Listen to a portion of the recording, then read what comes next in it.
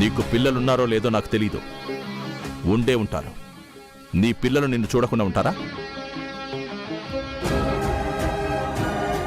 నా కూతురు నన్ను చూడ్డానికి వస్తే నీకు నొప్పేంటి? నీ కూతురు నిన్ను రెగ్యులర్గా కలవడానికి ఇక్కడికి వస్తుందని తెలిసింది. అంటే నీ కూతురు కూడా ఈ ఊళ్ళోనే ఉందన్నమాట. ఎక్కడుంటుందది? నా కూతురు ఎక్కడుంటే నీకెందుకు? ఏం చేస్తే నీకెందుకు? ఏ నా కూతుర్ని కూడా ఏదో ఒక కేసులో ఇరికించి జైల్లో పెట్టించాలనుకుంటున్నావా? అది నీ వల్ల కాదు. అదృష్టం బాగుండి నేనొచ్చే ముందే నీ కూతురు వెళ్ళింది. నేనే కనుక 2 నిమిషాలు ముందొచ్చుంటే నీ కూతుర్ని నేను ఏం చేసుండేదాన్నో నువ్వే చూసేవాడివే.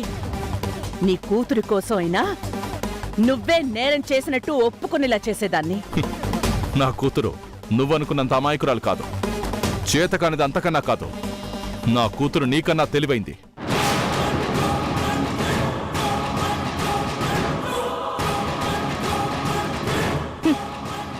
కాకి పిల్ల కాకికి ముద్దంటారు. నీ కూతురు ఎంత తెలివైందో ఇదిగో ఇప్పుడే చూశాను. చదువు సంధ్య లేని బయోమెట్రిక్ బాపతే. అదే నీలాగే వేలిముద్ర బాపతే.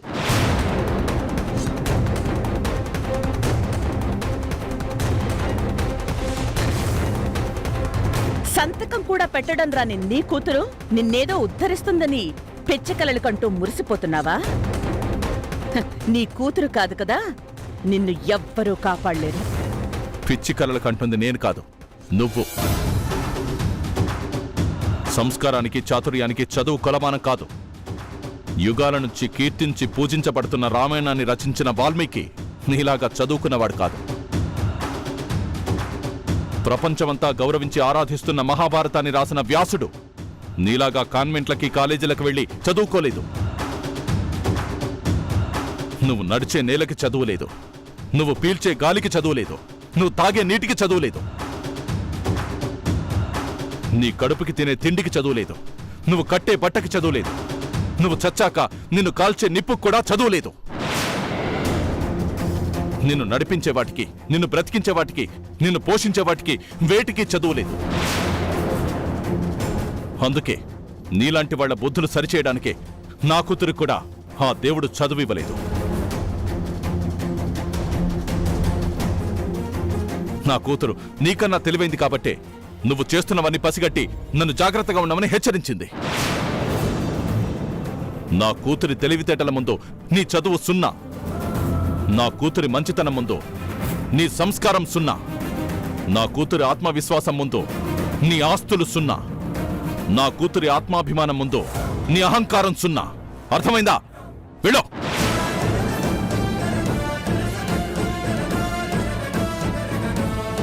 Empty whistles makes much noise అంటారు. అంటే చేతగాని వాడికి పౌరుషం ఎక్కువ, చౌకబారు వస్తువులకి చప్పుడెక్కువ అని ఊరికే అనలేదు. నీ పొగరు తెంచడానికే నేనన్ని రెడీ చేసొచ్చాను. ఇంకొద్ది రోజుల్లో నేనేం చేయగలననేది నీకే అర్థం అవుతుంది.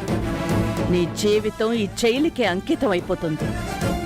అప్పుడు తెలుస్తుంది నీకే శాంభవి అంటే ఏంటో. చూస్తూ ఉంటా.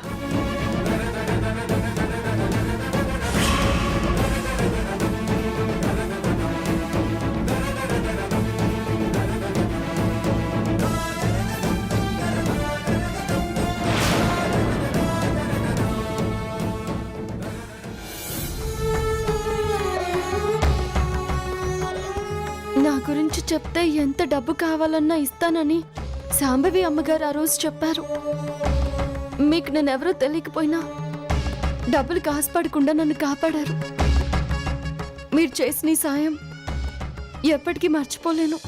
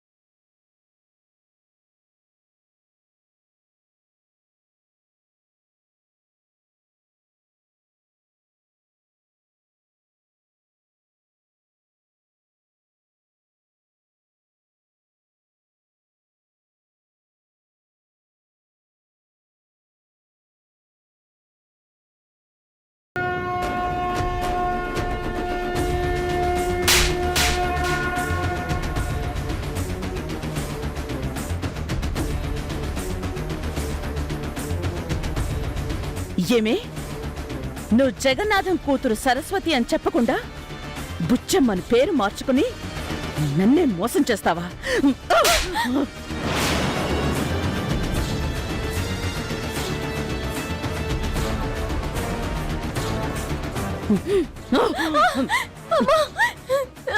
సంతకం కూడా పెట్టడం రాని నువ్వు నర్సింగ్ చదివానని అబద్ధం చెప్పి నర్సులా నటిస్తూ నన్నే మోసం చేస్తావా?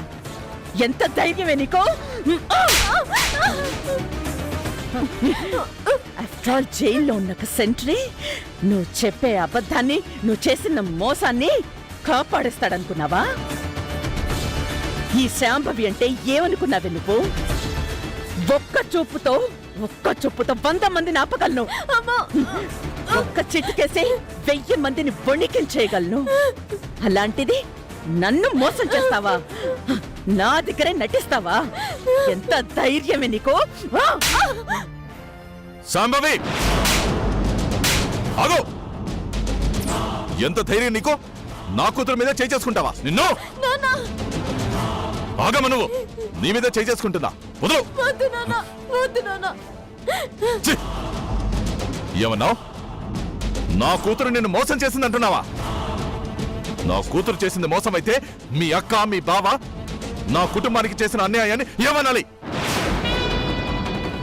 మీరు చేసిన నమ్మక ద్రోహానికి నా భార్య బలైపోయింది. దాన్నేమనాలి? మీ కుటుంబం చేసిన మోసానికి నా కన్న పిల్లల్ని అనాథల్లా వదిలేసి దేశాలు పట్టుకుపోయాను. దాన్నేమనాలి? నా భార్య, నీ అక్క జీవితాన్ని నిలబెట్టిన పాపానికి నా పిల్లలకి తల్లి లేకుండా చేశారు. ఉన్న తండ్రిని జైలు పాలు చేశారు. నా పిల్లల్ని దిక్కులేని వాళ్ళని చేశారు. ఎన్ని ద్రోహాలు చేసినా మిమ్మల్ని ఏమనాలి? చెప్పవే, చెప్పు, చెప్పు సమాధానం. వద్దు నాన్న, అమ్మగారిని అనకండి నాన్న. ఛీ! ఇదా నీకు అమ్మగారు? ఇదా? కనీసం మానవత్వం అనేది లేకుండా ఒళ్ళంతా అహంకారంతో నిండిన ఈ రాక్షసి నీకు అమ్మగారా? నా బిడ్డ మీద చేయి చేసుకున్న నిన్ను బతకనివ్వని చంపేస్తాను నిన్ను. వదలండి నన్ను. వదలండి. వదలండి నన్ను. చంపేస్తాను నిన్ను. నా చేతిలోని చావు రాస్తుంది. చంపేస్తాను నిన్ను. వదలండి. వదలండి.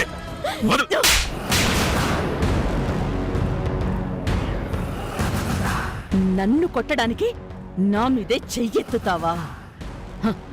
కన్న బిడ్డలకు కూడా తిండి పెట్టలేక పిల్లల్ని వదిలేసి దేశాలు పట్టుకుపోయిన నీకు నన్నే కొట్టడానికి చెయ్యెత్తే ధైర్యమా? చంపేస్తా.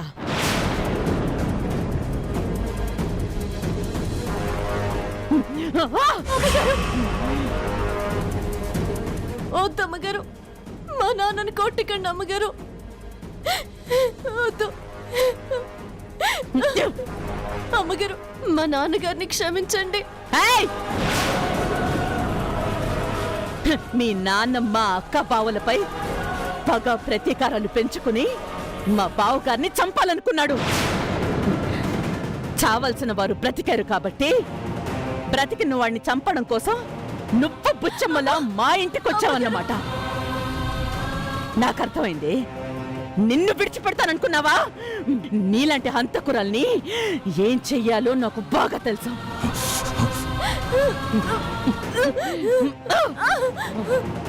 జైలర్ గారు,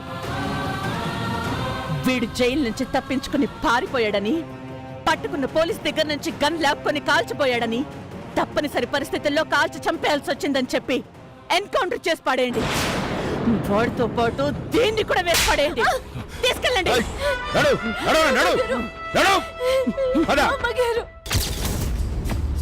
ఏమైందమ్మా? ఏం లేదు బాబాయ్, అవి నన్ను చూస్తే చాలా ఇబ్బంది అవుతుంది. నేను వెళ్ళొస్తా. జాగ్రత్త అమ్మా. నాన్నగారిని జాగ్రత్తగా చూసుకోండి. అలాగేనమ్మా, నువ్వు వెళ్ళిరా.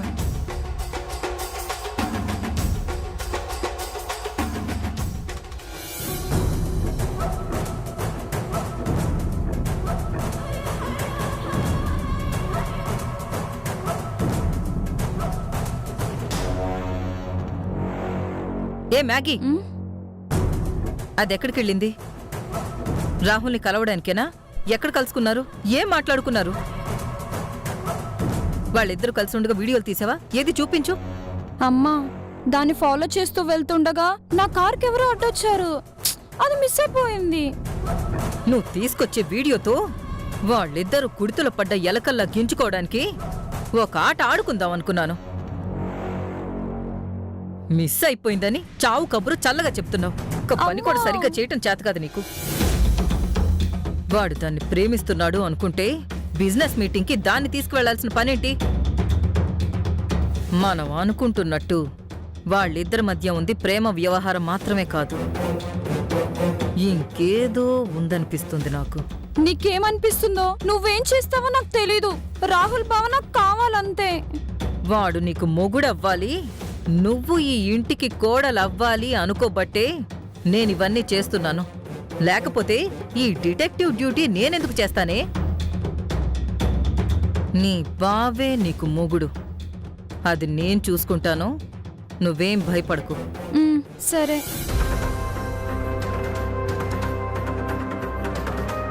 మమ్మీ చూడు, ఎంత సైలెంట్ గా నా డ్రెస్ తీసుకొని మళ్ళీ నా రూమ్ లోనే పెట్టారు. ఈ డ్రెస్ నువ్వేసుకో. చిచ్చి, అదేసుకున్న డ్రెస్ నేనేసుకోవడం ఏంటి? చెండాలంగా. ఛీ!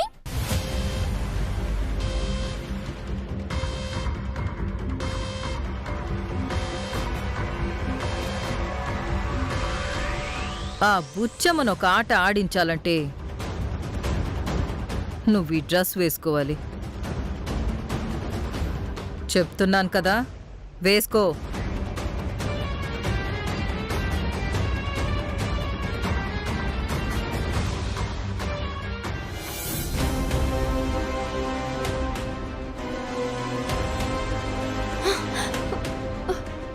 ఎక్కడికి వెళ్ళావని ఎవరైనా అడిగితే ఏం చెప్పాలి?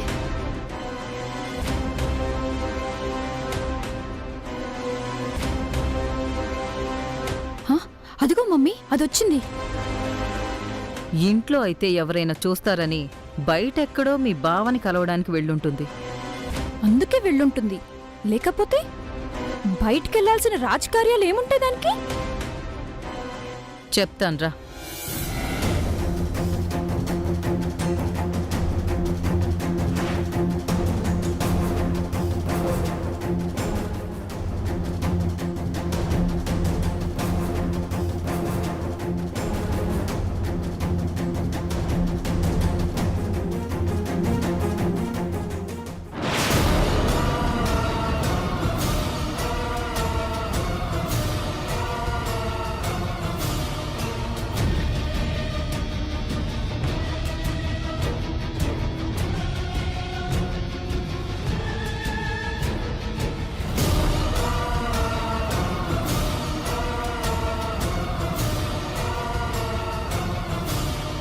నేనేసుకున్న డ్రెస్ వైపు అలా చూస్తావేంటి? ఏమీ లేదు. మా మ్యాగీ వేసుకున్న డ్రెస్సు అంత నచ్చేసిందా నీకు?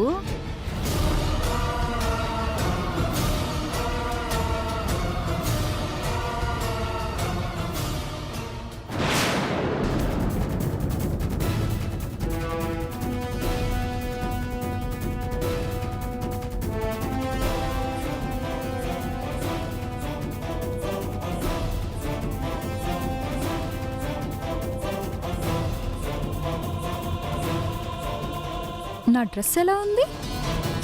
బాగుంది. ఇలాంటి డ్రెస్సు నువ్వు ఎప్పుడైనా వేసుకున్నావా?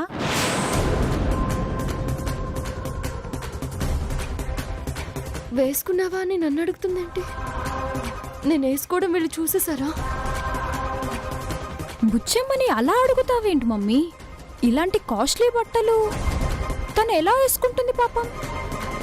జీతానికి పనిచేసే వాళ్ళకు కూడా రిచ్గా ఉండాలని, రిచ్ డ్రెస్సులు వేసుకోవాలని ఉంటుంది కదే పాపం. నీకు తెలీదేమోనే, కోటీశ్వర్ల ఇళ్లలో పనిచేసే పనివాళ్లు ఇంట్లో ఎవ్వరూ లేనప్పుడు దొంగతనంగా ఇంటి ఓనర్లు పడుకునే బెడ్ మీద పడుకోవడం, వాళ్ళు వేసుకునే కాస్ట్లీ డ్రెస్సులు వేసుకోవడం, వాళ్ళు తినే బలమైన తిండ్లు తినటం లాంటివి చేస్తూ ఉంటారు. అవునమ్మా, పనివాళ్ళు ఇలా చేయడం నేను చాలా సినిమాలో చూశాను. బుచ్చమ్మకు కూడా అలాంటి కోరికలు ఉండే ఉంటాయి. అవునా బుచ్చమ్మ? నువ్వు కాస్ట్లీ ఇంట్లో ఉంటున్నావు, కాస్ట్లీ మనుషుల మధ్య ఉంటున్నావు, కాస్ట్లీ డ్రెస్సులు మాత్రం వేసుకోకూడదా? అంటే పని వాళ్ళు కాస్ట్లీ బట్టలు వేసినంత మాత్రాన కాస్ట్లీ మనుషులు సొంతమైపోతారా మమ్మీ? అయిపోవాలనుకుంటే మాత్రం ఇంట్లో వాళ్ళు ఎలా ఊరుకుంటారే? పళ్ళు రాలగొట్టి మెడపట్టి బయటికి గెంటేస్తారుగా. ఎవరో అలా చేస్తారు కానీ ఈ బుచ్చం అలా చెయ్యదు మమ్మీ. చేస్తే మాత్రం అలాంటివి బయటికి ఎవరు చెప్పుకోరు కదే. అవునా బుచ్చమ్మ?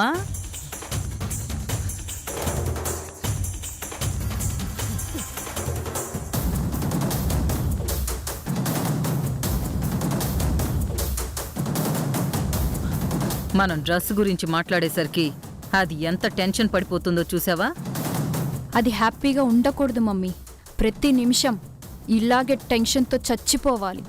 ఇప్పుడేముంది, ఇది శాంపిల్ మాత్రమే. ముందు ముందు దాన్ని ఎలా ఆట ఆడిస్తానో నువ్వే చూద్దువు గాని.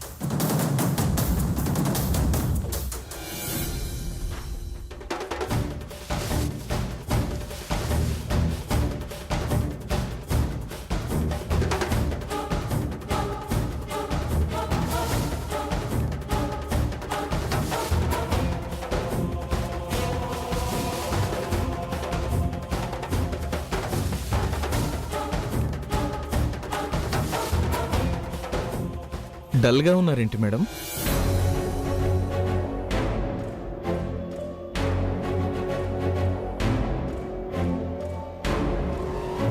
మేడం టెన్షన్లో ఉన్నారా, డిప్రెషన్లో ఉన్నారా, నీరసంగా ఉన్నారా, నిరుత్సాహంగా ఉన్నారా? ఎలా ఉంటే మనకెందుకులే, ఇలా నీరసంగా ఉంటేనే బెటర్. ఉత్సాహంగా ఉంటే 4 తిట్లు ఎక్కువ తిట్టే ప్రమాదం ఉంది.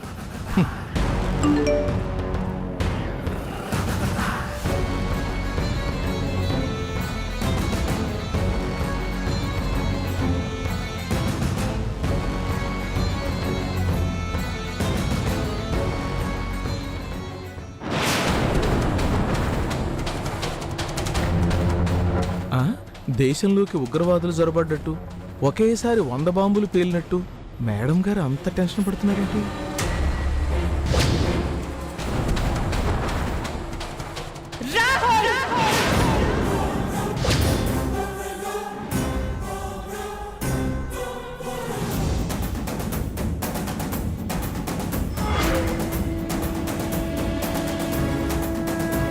ఏమైంది పిన్ని? అంత గట్టిగా పిలిచారేంటి పిన్ని? అది పిలవడం కాదండి, అరవడం అంటారు. ఆమె రైట్ మేడం? రాహుల్ ఎక్కడ? వస్తున్నా పిన్ని. వస్తున్నారు.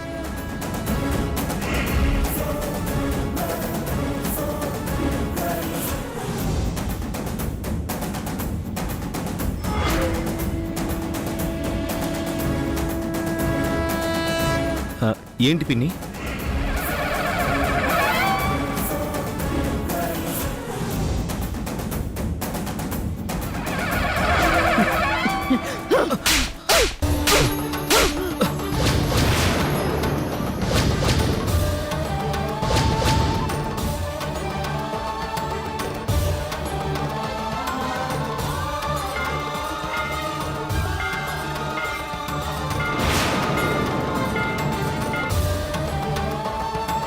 రాహుల్ని ఎందుకు కొట్టారు పిన్ని? వాడు చేసిన తప్పేంటి?